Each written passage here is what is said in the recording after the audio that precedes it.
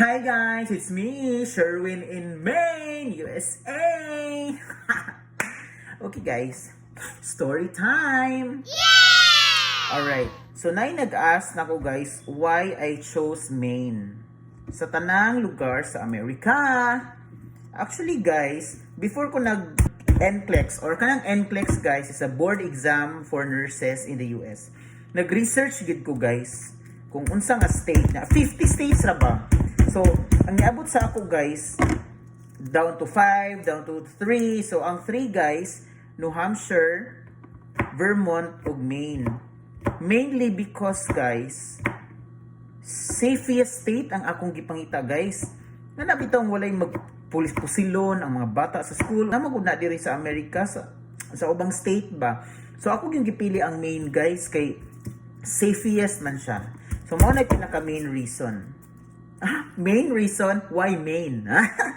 Okay guys, so pag-check na ko sa internet, ang Maine guys, dool siya dagat. So daghan siya og seafoods, labi na lobster, 'di ba, crabs. Wow. Lighthouses, kana mga parula ba. Nakita ko na siya sa movie. So, kung nindot lagi ni kay dool og dagat, ana nya. Wala ikaduha, ikatulog guys. Nabasa sa dako nga ang mga Mainers, kana mga tao diri ba, nga lumad nga taga Maine, mga buutan daw. Yes! Tinuod gid guys. Oo, pag abot na ko diri, ako mga pasyente buutan, nya mga nurse buutan sad. So sakto gid sila nya. Kana bitong naka sa department store nga sakit lagi ni. Nasamad. Ouch. So, kana bitong sa department store guys nga sila gyud muna mo greet, good morning, hello, hi, ana gani. Mana sa dang Americans tanan guys, pero based sa akong mga friends nga nag-una na diri like pila na katuig, butang ko ng mga Mainers guys. Nya next guys, ang next nga reason is duol siya sa Canada. Katong border na siya, nya pwede na kamo atog laing country like Canada, ana. Napa ba may plano mo balhin og state? What? Wala pa mi ka sure guys, pero so far nindot ra man diri guys. Ako sa na-research nga ang Maine has the best school system. So meaning nindot ilang mga lumalaban sa ilang eskwelahan diri guys. So of course for your kids pohon. Actually guys, gamay ray Pilipino nga nag-NCLEX gyud og Maine. Kanang uban nga nakaari guys transfer na ilang lisensya from other state like New York. Nag-DIY ra mo gyud ko guys nya. Maine gyud akong ginapili. Mag-email gyud ko sa Board of Nursing sa mga requirements ana nindot raman ang Maine gid guys, kanang mingaw siya. If you want a very kana bitang probinsya vibe, pwede ka diri. Kay dili man siya typical nga New York City nga kagay building tagas kay guys, maglisod na kaghangad, di ba?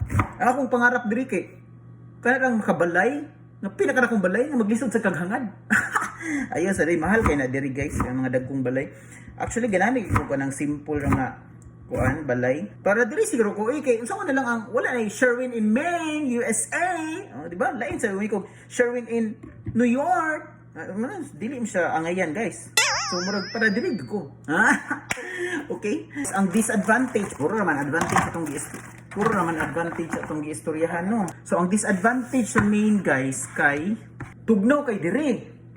Murag snow, kanunay. Actually kung walay snow, tugnaw gid siya.